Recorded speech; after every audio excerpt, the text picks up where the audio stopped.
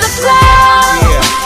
Take it to the top of the globe. Trying to take it to the top of the globe. Before I forget to just mention, my goals are something that I'm trying to make achievements. I'm tired of dying out, life ain't nothing but pain.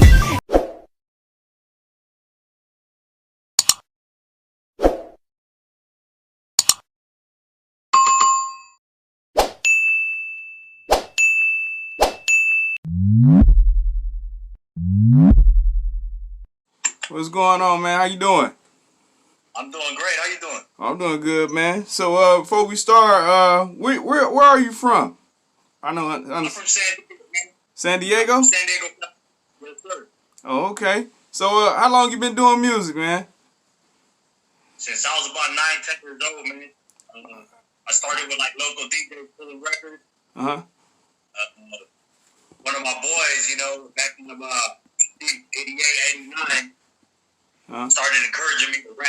He said, "You got a good voice, right?" So, you know, he started handing me the mic, playing instrumentals, and that's how I started as a like 10-year-old boy. Oh, okay. That's dope. I like that. Yeah. Far as your music is concerned, I'm gonna go ahead and say this real quick. All right. When I first heard of, it was through the comic section. Everybody was like, "Hey, you should react to Calised," and I was like, "Is I'm saying his name right?" And they was like, "Well, yeah, man, you saying it right," because I went live. And they just randomly asked me. He was like, "Man, you should react to such and such," and all the rest of that. So when I heard your first record, I was like, "All right, man, this right here gave me like an old school feeling." You know what I'm saying? It's like that you got that real West Coast tune and everything like that. And I was like, "Yeah, man." So I was like, "All right, then." So they start hitting me up with different ones, and then they hit me with the one what's that In My Hood. And I was like, all right, I got to get an interview out of him. I got to talk to her, Because, it's certain artists, man, that come from, like, different genres of music. But it's like, when I hear like, that final fourth record, because I did a few video reactions of you, and it's like, all right, yeah. Plus, it's like, it's just raw, I like the music video visuals, It ain't too much. It's just simple, you know what I mean? And you got the lowriders out there, so I was like, yeah, personality got to be right then, So, yeah. For sure, man. I have several people that tell me, like, you should have just raw, which is, I've always been that way, because, you got to think, like, I go way back to the beginnings of hip-hop, so I've seen it go from how it started to what it is now, right? Yeah. Which is, like, all this voice box and, auto-tune and trap, but, to each their own, but I'm a West Coast artist, so I'm going to keep it original. I'm going to stick to my formula, 100. I like that. Most definitely. So far as, like, the encourager rap, like, what made you want to go ahead and just, try it out and do it? Well, like I said, I grew up on rap, on hip-hop from the beginning, from East Coast, East Coast artists all the way up to NWA, Compton, you know what I mean? Like, so I was always influenced. Anybody that comes from a rough upbringing or from a ghetto has a story to tell, you feel me? But not everyone knows how to tell it correctly as far as, like, in that perspective as in music. Yeah. So I just started, to me, it was way for me to vent and to tell my story. And then it's just at the same time, man, I just enjoy doing it. I enjoy going to the studio and working on something and then listening to the finished product. Like, man, this is what I came up with. You know what I'm saying? Yeah, most definitely, man. So, what's like, far as your production wise, that's something I wanted to ask you personally. Who does the beats for you? Who do the production? Who's on that end? Well, like different beat makers. I got beats from different beat makers, but as far as production, believe it or not, I spend a lot of time in Tijuana and Mexico and San Diego. I'm back and forth. Oh, okay. So I recorded pretty much most of my album in Mexico. Oh, all right. But lately, I've been getting beats from just different engineers in San Diego. Right now, I'm working with people in San Diego. Okay, all right, that's cool, man. So San Diego, that's the home base town for you. San Diego's a home base. That's where my neighborhood's at. That's why I grew up. But spent a lot of time in Mexico. But I got things going on down here. Okay. Which is the border. The border separates Tijuana and San Diego. You know what I mean? Oh crap! I didn't even know that.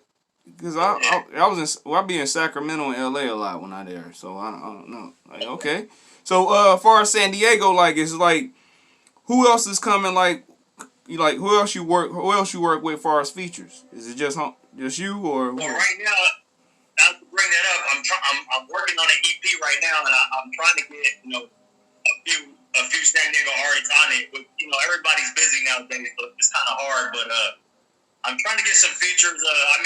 I'm from the same area as like Damu, Black Mikey, from Southeast, Mitchie Slick. Yeah. We're all from that same immediate area in San Diego. You know what I mean?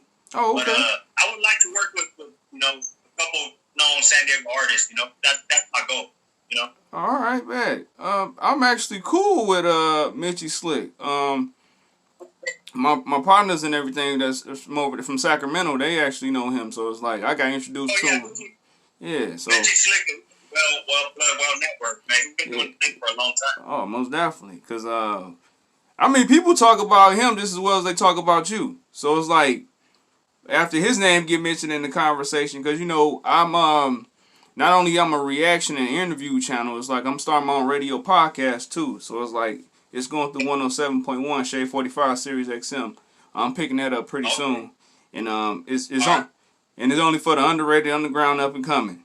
You know what I'm saying? So, and I definitely wanted to get your approval to play some of your records on there. Oh yeah, no doubt, man, no doubt. Like the more exposure I can get, the better. Like it's kind of crazy, because I didn't record music for 2-3 years. I had kind of just like, I had other things going on in my life, you know what I mean? Yeah. Then when I put myself back in position, like not only financially, but just emotionally, psychologically. Yeah. Once I got back in the studio, it was like a drug. I couldn't stop. Yeah. Next thing you know, I got a 16-track album. What's the name of that EP, man? The name of my album is called Inner City Blue. Inner City Blue? Okay, all right. I like that. Yeah, that's dope. So you can look at my stuff on YouTube. It's on all streaming platforms. So I got physical copies too. Okay. Where are you from? I'm from Detroit, Michigan. Okay. Yeah. That's right. Yeah, cause yeah, man, I love. Hey, man, I love like Detroit stuff, man. I'm pretty open. You know what I mean? Yeah. But I know a dude that's big right now is T Grizzly, right? Yeah, that's the man.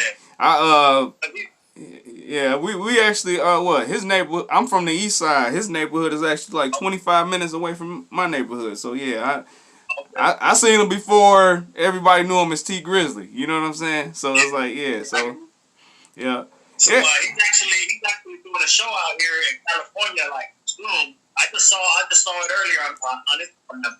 A couple of local San Diego artists are gonna open up for him somewhere here in Cali. Okay, all right, cool. Cause it's a lot of Detroit artists that migrated to California. That's actually I had a couple of hands on with that one right there. But yeah, cause my channel. No doubt, Eminem and D12. Come on, man, that's his hot. Like, at first I didn't give Eminem a chance. I'm like, this white boy, right? Then I really listened, man, and I did a little bit upstate, man, and someone gave me a Walkman with like 3 Eminem cassettes, man. I played the fuck out of them cassettes. I used to work out to them and everything. Oh yeah, well, it's definitely Eminem is definitely D12. They definitely that's one thing I like about the artists out in California. It's like to us out here, y'all are bigger than what y'all are bigger to us than what y'all probably think y'all are, right there at your hometown. But I always tell people, I'm like, man, it don't matter where you at in California. They always got a section of rappers, bro. Hip hop, you know what I'm saying? That's a different genre when it comes over there, because it's like you get a different feeling. Like I did. I got a different feeling. Like I stayed in LA for 10 years. And I stayed in San Francisco for 3. I went to school out there. And so when I actually went to, like, people was telling me, like, this the hood. I was like, it's the hood? And I'll be forgetting the scenery. Y'all scenery look way better than the East Coast or the Midwest. So it's like... It looks more run down and shit, you know what I'm saying? Yeah. But, the thing is, too, is like, I saw something that, who was it? I think it was Nas. He was living in L.A., and he went to go talk to Dr. Dre, and Dr. Dre said, don't let these palm trees fool you, man. Be safe out here. Yeah. You know what I'm saying? Yeah, most definitely. So it's like you definitely gotta, you definitely gotta make a phone call and somebody or something like that. You just can't, because the Midwest is different, man. You can walk to any store, go anywhere, and it's freelance. It's pretty much you mind your business and they mind theirs. So, but they're on the West Coast. It's definitely Cali's kind of separated within like gangs. So like you could be like here and walk 4 blocks that way, and it's another gang, and you don't know. It's like you out of bounds. Yeah, most definitely, man. That's how Cali is divided by like street gangs. You know what I'm saying? Yeah, because I got a funny story. I was in L.A. I was actually I thought Hollywood was like long far from the hood. I didn't realize how close it was because in the Midwest we'll park our cars at our mom's house and then we will walk to 8 Mile. You know what I'm saying? Like we comfortable with walking, and I was like at the borderline between Hollywood and LA. I didn't even know it. And I just started walking. Next thing you know, I was in Compton. Somebody was like, "Bro, where you at?" They called me and I was like, "Yeah, I'm almost at a swap meet." He was like, "Bro, you can't walk around here like that." I was like, ain't nobody said. But I started to see people start to look at me all crazy and everything like that. Because, in the Midwest, we don't do the color thing. It's just, we went to school with each other. If they don't like that person, they know the person is. You know what I'm saying? It's just... It's a different ballgame, you know what I'm saying? Yeah. And then, like, if you really think about it, man, the Blood and Crip thing is, like, starting to go worldwide because there's Bloods and Crips in New York now. Yeah, that's true. You know what I mean? It's crazy, man. But, I think it's getting better as far as, like, Bloods and Crips and different gangs. Like, when they start getting their money and building a status, it starts being more of a, like, let's make some money together type deal. You notice a lot of Bloods and Crips doing music together now. Oh, yeah, most definitely. That was, what was that? It was 2008. You know who AD is? From LA? AD. He from Compton. No, I don't think. You don't know? I don't think I know who that is. Well, I was in the studio with Slim 400, which that's YG homeboy, and I had brought with AD with me to the studio.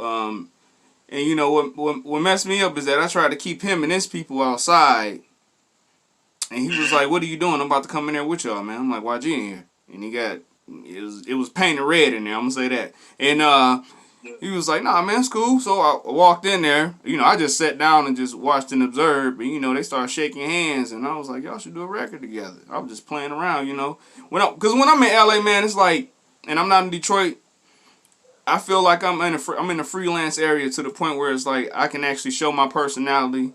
Because I'm silly naturally. You know what I'm saying? So it's like, yeah, you know what I'm saying? Because I know everybody, people got personalities and everything like that too, but it's a great understanding at the same time. So it's like, yeah. So when they start hanging out with each other, they end up making a record together. And I was like, hey, all right, okay. So it's not, yeah. You want to hear something funny, man? Like, there's a couple neighborhoods in San Diego that we've been having beef with for fucking 30, 40 years. You feel me? Yeah.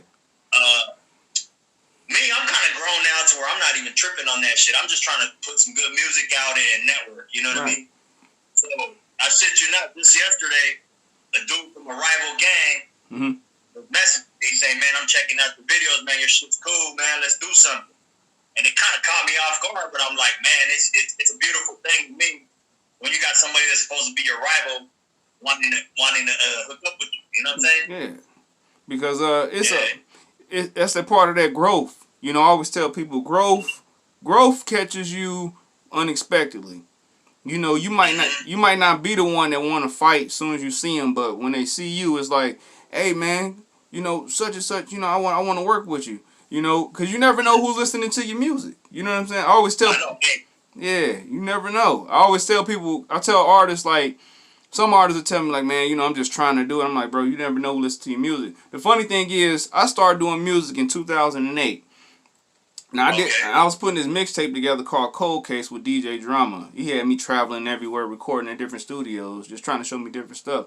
I ended up going to Dallas, Texas, and sometimes you get overwhelmed in the studio sometimes. You be like, you want to step outside or whatever like that. And I am stepping outside. Yeah. It has a lot to do with like vibe and then like, you could be going through some shit psychologically already. Right. and you gotta find that comfort to deliver the way you want to deliver. Yeah. So I stepped outside and went to the store. I walked back out, and I seen this old school tricked out, because they rims, I don't know what you call them. They got spokes hanging out of them and everything like that. But and Kurt Cobain ended up running into me. He was like, "Beezy." I was surprised he knew who I was. Around this time, he hotter than fish grease. So it's like, he was like, "Yeah, man, I've been listening to your music," and I was like, "Huh, me?" He was like, "Yeah." He was like, "What you doing here?" I'm like, "I'm in the studio." He was like, "For real?" I was like, "Yeah." He was like, "Shoot, we should do something." I was like, "All right." At this time, he laid down the hook for me, came out, shook my hand. I'm waiting for him to charge me. And he was like, "Man, just keep pushing, bro." I was like, "What?" All right, cool. And that was it.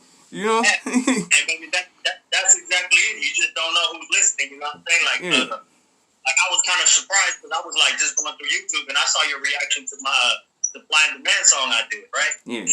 I did that a couple years ago, right? And I was, oh shit, I got a reaction. And it was just like you said, you never know who's listening.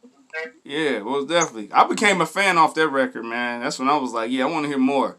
So it's like, yeah. So it's like, Yeah, my album is pretty diverse. Like I got anything from political shit to like just talking about minorities finding a way to make it out the whole gangbang shit. I got a song called Shells and Brands, which is my neighborhood, Shelltown, and then we got like 59 brands with there's some bloods in my area. Okay. We got some gangbang shit too. You feel me? It's just whatever the beat tells you to do. You know what I mean? Yeah.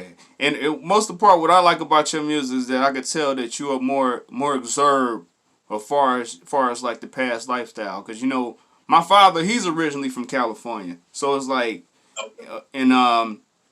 so how the way he talked, it kind of your music and a couple other older artists that what I'm saying, that's from different areas.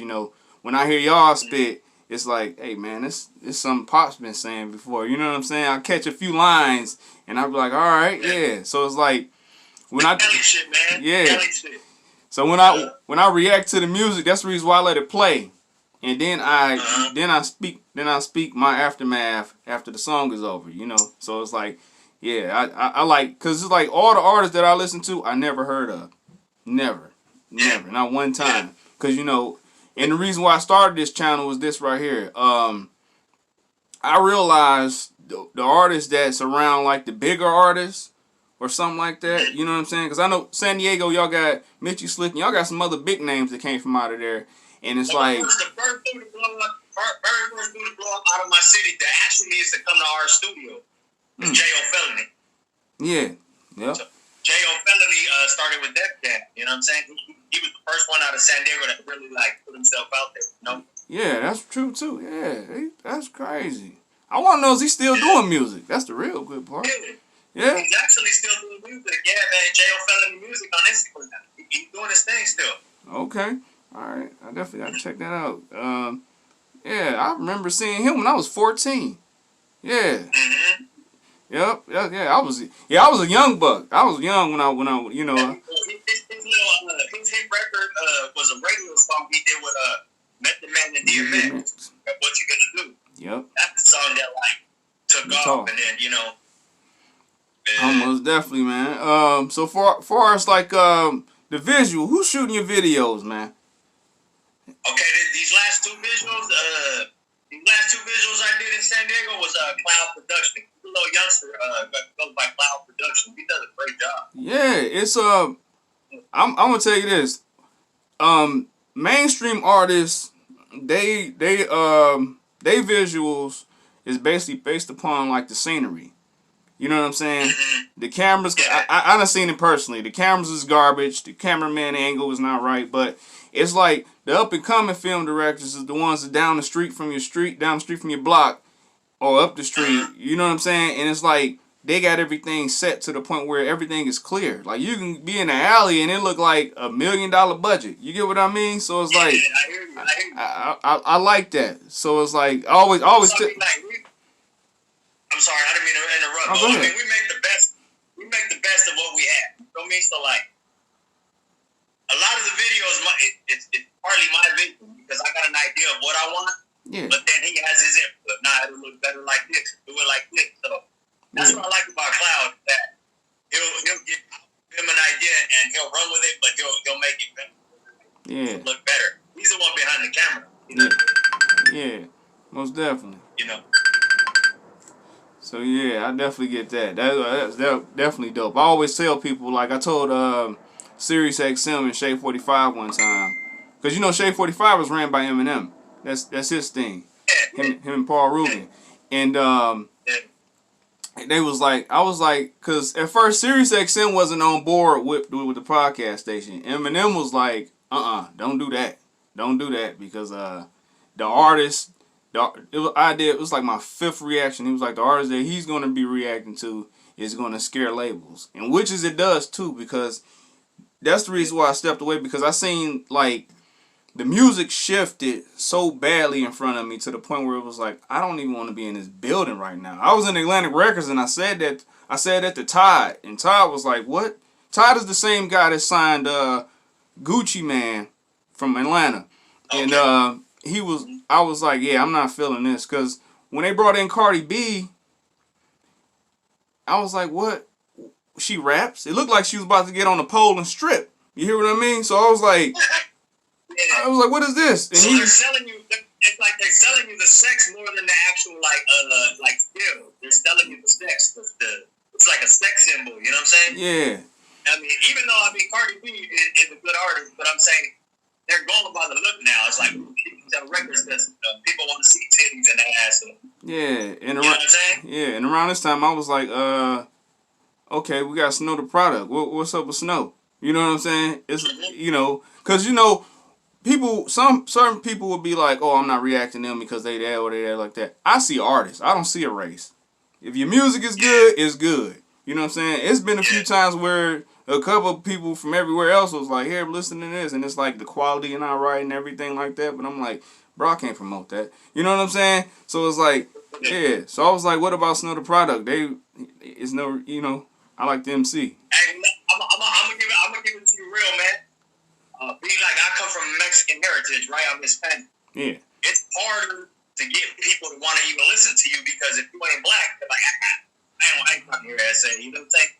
They think all Mexicans rap the same. They don't know, like, you know what I mean? We got different flavors and shit, you know? And like Snow the product, for example, she went to high school here in San Diego.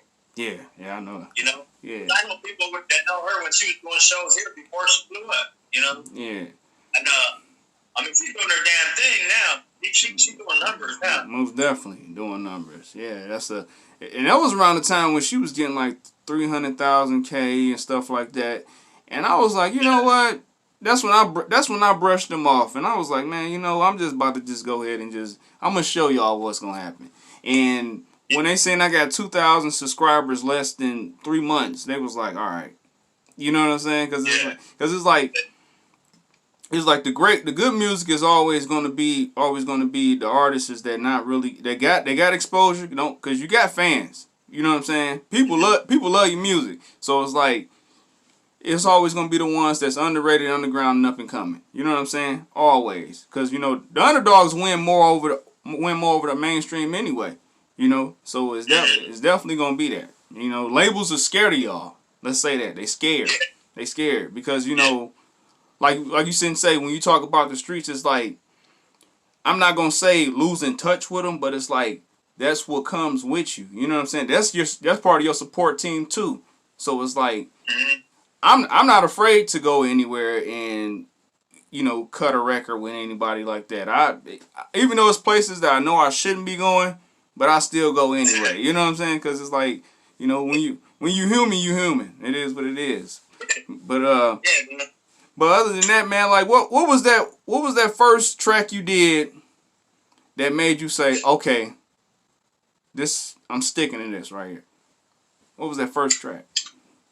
I think the breakthrough, man, was that supply and demand. Why? Because I originally started rapping kind of at that pace, and when I first started doing music, it was like on some Murder Brother Link Thug type shit. That was just my style, and then over the years, I just kind of started shading away from doing so much gangster, and just felt like I just want to do more like hip hop poetry type shit. Okay. So although I come like street, I try to inquire like more like you know, if you really notice in my music, I'm not really a killer or shoot 'em up, bang bang. I just kind of like give it to you real. You know, it's like the way I look at it is like I'm telling the story, but I'm not glorifying it. I'm just telling the story because I can, because I lived it. Right. You know what I'm saying? And so, I mean, like, I think the plan of man was when I said, damn, okay, yeah, you know, I still got it in me. And then I got this other video, this other song that Cloud did called For the Town, which is like a tribute to my neighborhood, which is doing good. It's almost at 15K, just organic views. And I started seeing a lot of people sharing it, and that was just like encouragement for me. Like, damn, okay, they're feeling it. So the fans, the people that support me and share my stuff, it's who pushes me to want to keep going. You know what I'm saying? Because it's hard. It's hard to be, how can I say it? It's hard to be inspired when you're getting no support. Ain't nobody fucking with you. Right. It's discouraging. Yeah. But when you see you get good feedback, it's like, okay.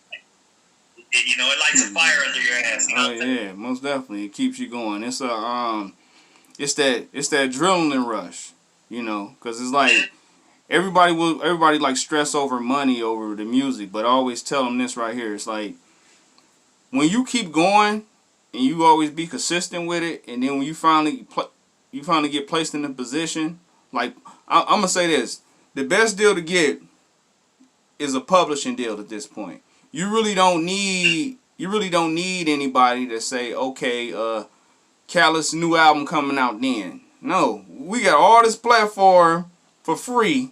You know what I'm saying?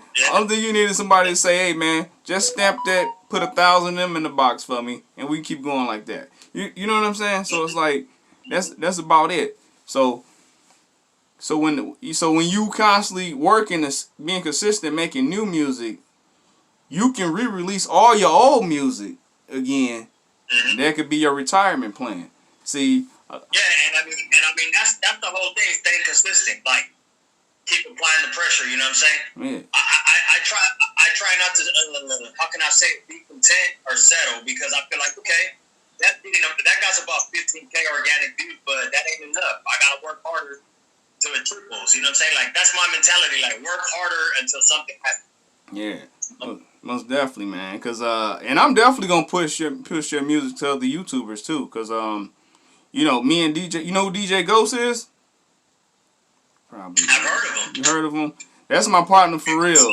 Yeah, and it's another YouTube blogger named DDG. I actually grew up with him out in Pontiac. So Pontiac, Michigan. So it's like I'm definitely gonna push that. I know some people, but it's you know, I really support individuals that actually had like that West Coast tune. I like that. You know, I ain't got no problem with the new generation, but it's like I don't know, the West Coast. It's like certain beats that I hear, certain you know, the piano keys get to me. You know what I mean? And you know a West Coast track when you hear it. You know a West Coast flavor when you hear it. You know what I'm saying? Yeah, most definitely, man. And me personally, man, I grew up just on hip hop, on rap in general. Like to me, it didn't even matter where you were from. Shit, you weren't in Atlanta. I used to bump the shit out of Outkast. You know what I mean? Yeah. Like Outkast, that was my shit in the '90s, man. I used to smash to that. So like, I mean, I'm open. It's good music. It's good music to me. It don't matter where you're from. Okay. As long as you push some good music, I'll bump your shit. You know what I'm saying? Most definitely. Oh yeah, and I'm putting my album together too. 2 months from now, I finally got the button to press it. It's gonna be called WC Radio EP.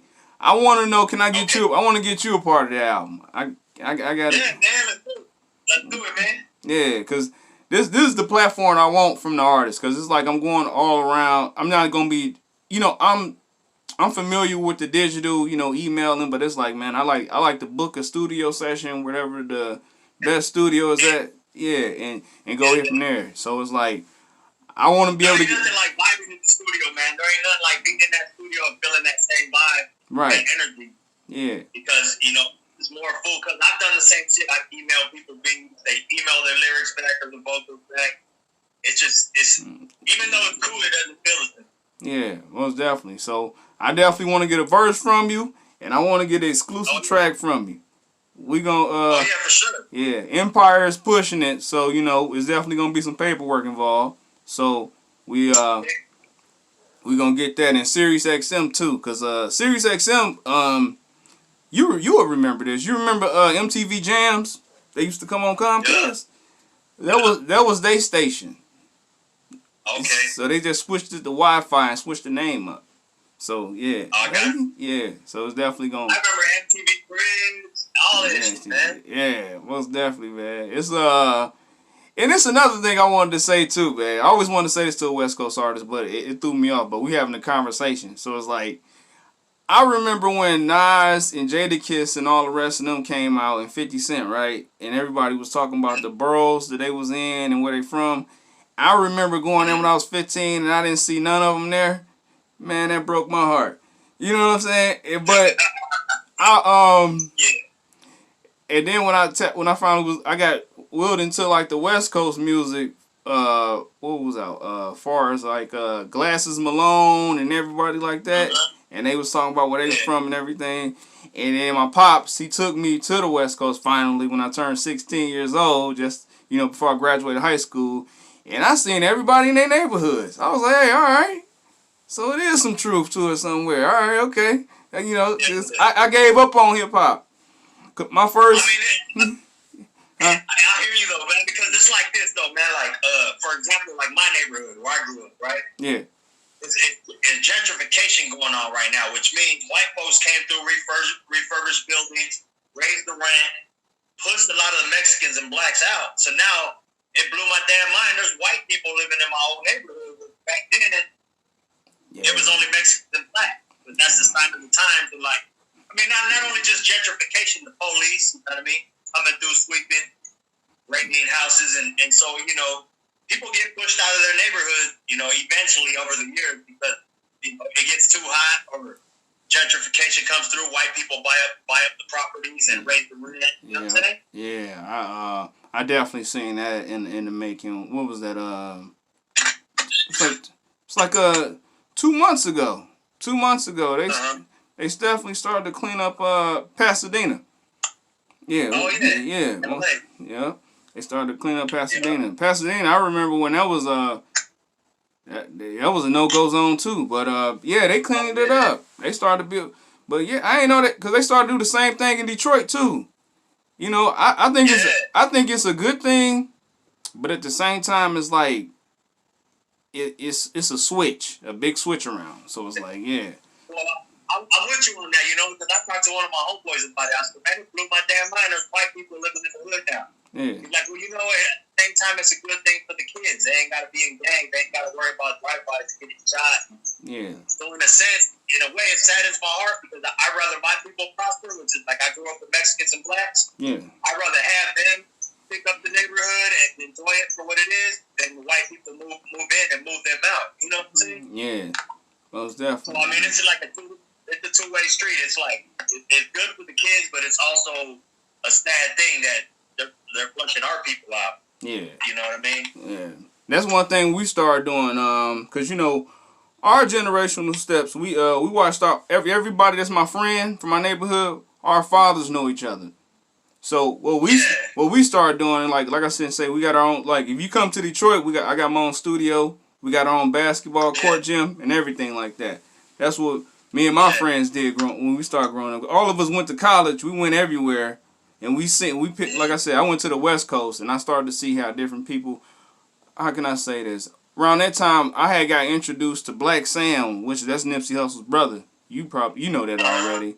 And to the top of the globe, till the whole world knows my name, and in the brightest light, then I'll be alright.